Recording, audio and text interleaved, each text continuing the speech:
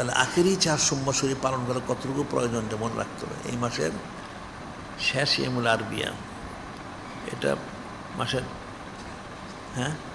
এই বছর 28 তারিখ, এই বছর 28 তারিখ, আজকে তো হলো কত 16 তারিখ, আজকে হলো 16 তারিখ, এই মাসের 28 তারিখ হচ্ছে আখেরি 4 সম্বৎসরি। ওই দিনটা পালন করা কীভাবে পালন করতে হবে, যা পালন করতে হবে নিয়ম হলে সুন্নত হচ্ছে সকালবেলা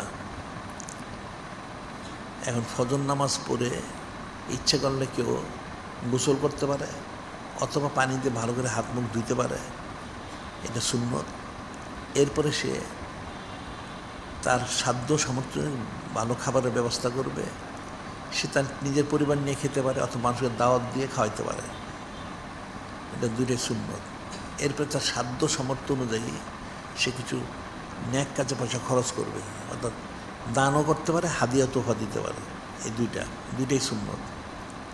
এটা আখেরি 4 সোমবার শরীফের আমলগুলি হচ্ছেন সেদিন সকালবেলা ঘুম থেকে উঠে যদি মানুষ তাহলে ফজর নামাজ পড়বে, যারা তাহাজ্জুদ পড়ে তাহাজ্জুদ তো পড়লে এরপর ফজর পড়বে, ফজর পড়ে সে তার ইচ্ছে করলে সে গোসল করতে পারে অথবা পানি দিয়ে হাত মুখ ভালো করে ধুতে পারে বা তার কাপড় ভিজে শরীরটা মুছতে পারে, যে কোনো একটা সে করতে পারে, সুন্নত প্রত্যেকটাই। এরপরে হলো তার সাধ্য সামর্থ্য অনুযায়ী ভালো খাবারের ব্যবস্থা করবে। এখন এই খাবারের ব্যবস্থা করে তার পরিবারের লোক যারা আছে তাদেরকে নিয়ে সে খাবে, আর যদি তার আরও সামর্থ্য থাকে তাহলে আরও কিছু লোককে দাওয়াত দিয়ে সে খাবারের ব্যবস্থা করবে এবং তার সামর্থ্য অনুযায়ী সেই দিন সে কিছু দান খয়রাত ন্যাক কাজে খরচ করে অথবা তার কিছু হাদিয়া তোফা দিতে পারে, প্রত্যেকটাই সুন্নত। এটা হচ্ছে আখেরি 4 সোমবার শরীফের আমল, এটা করতে হবে, এটা মনে রাখতে হবে। এখন যদিও বাতিল ফেরকা ওহাবি খারিজি রাফিজি মোতাজিলা যারা আছে এরা কিন্তু চুচারে কিলোকাল করে, এরা সবসময় ন্যাক কাজে মানুষকে বাধা দেয়, নাউজুবিল্লাহ, আর নিজেরা সারাদিন হারাম কাজ করে, ছবি তুলে বেপর্দ হয়, তন্ত্রমন্ত্র যত কুফরি কাজ সব করে, নাউজুবিল্লাহ, তখন কিন্তু সে বাধা দেয় না।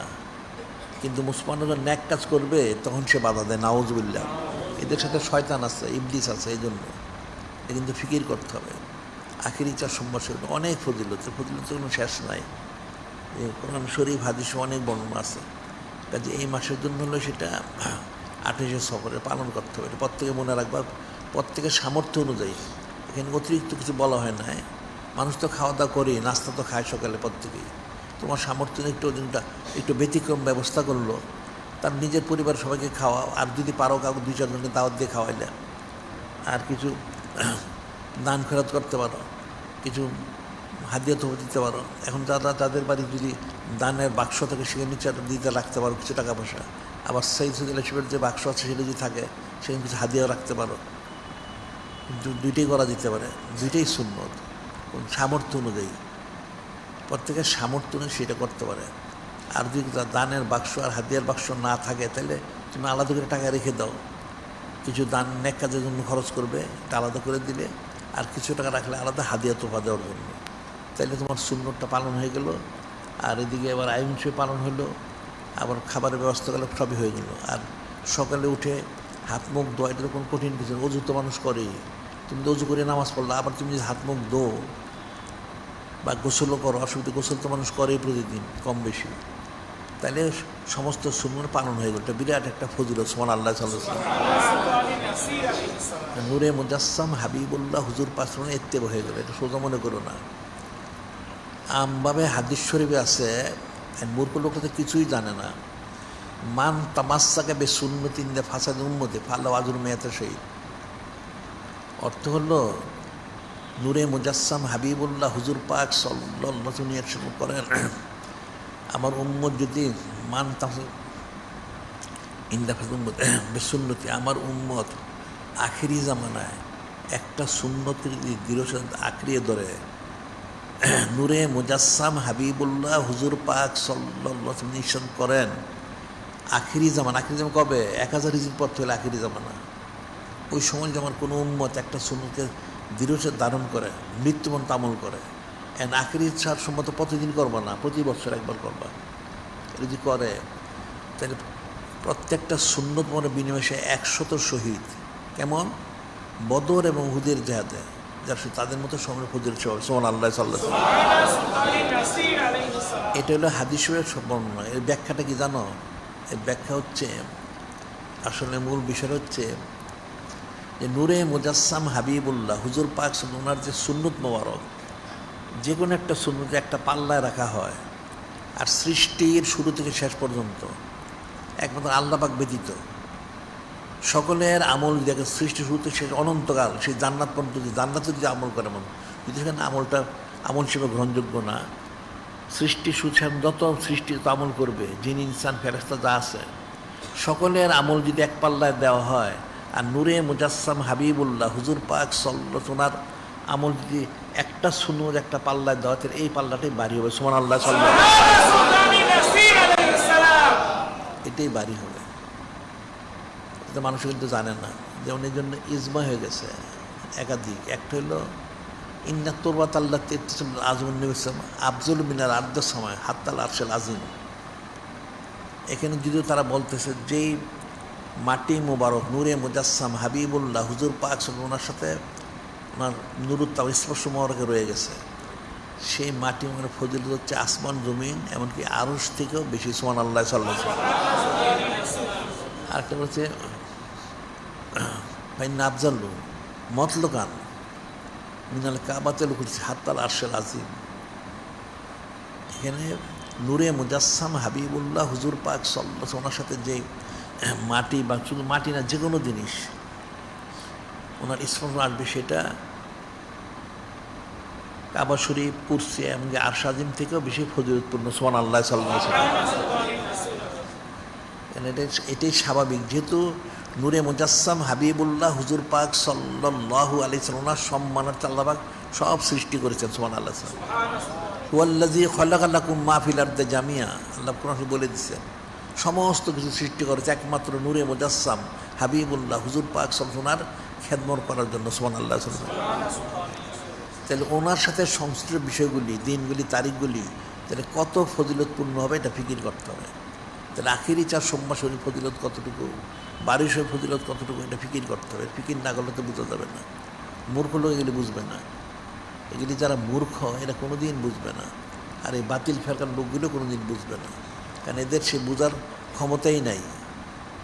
এটা বোঝার জন্য যেটা সমাজের দরকার আছে, এই সমস্যা তাদের নেই, এই জন্য তারা চুতারে কিলোগাল করে। এই জন্য আমরা বলে থাকি যে প্রত্যেকটা আইমুল্লাহ শরীফ অনেক গুরুত্ব দিয়ে পালন করা উচিত, অনেক গুরুত্ব দিয়ে। সাধারণভাবে যেমন শবে বরাত, শবে কদর বলা হয়, শবে বরাত হাদিস কোরআন শরীফ আছে, শবে কদর কোরআন শরীফ আছে, অনেক ফজিলত। তাহলে শবে বরাত, শবে কদর আসছে থেকে, শবে বরাত, শবে কদরের ফজিলত কোথায় পাওয়া গেল, কে পাইল, কীভাবে পেল? সমস্ত কিছুতে একমাত্র নূরে মুজাসসাম হাবিবুল্লাহ হুজুর পাক সাল্লাল্লাহু আলাইহি ওনার সম্মানার্থে সকলে পেয়েছে। সুবহানাল্লাহ। তাই যদি হয়ে থাকে তাহলে ওনার সম্মানার্থে সকলে সম্মান, তাহলে ওনার ফজিলত কত, এটা মানুষ কোনো দিন বাসাতে প্রকাশ করতে পারবে না। তাই যদি আল্লাহ পাক ওনার ফজিলত কত, ঠিক তদ্রুপ নূরে মুজাসসাম হাবিবুল্লাহ হুজুর ওনার ফজিলত মোবারক। সুবহানাল্লাহ। এটা ফিকির করতে, ফিকির না করলে কখনোই বোঝা সম্ভব না। কাজে আখিরি 4 সোমবার পালন করতে হবে। এরপরে আমরা যে বলি 12 শরীফ পালন করার জন্য বেশি করে, এটা পালন করতে হবে। অনেক ফজিলত, অনেক ফজিলত। এটা কল্পনাতীত বিষয়, এটা মানুষ জানে না। সাধারণভাবে ইন্না জিকরা সলিনে তানজিলুর রহমান, কোনো ন্যাক্কারে আলোচনা করলে সেখানে রহমত বর্ষিত হয়। তাহলে নূরে মুজাসসাম হাবিবুল্লাহ হুজুর পাক সাল্লাল্লাহু ওনার আলোচনা করলে কী বর্ষিত হবে, এটা মানুষ জানে না। এটা সূক্ষ্ম বিষয়, কঠিন বিষয়।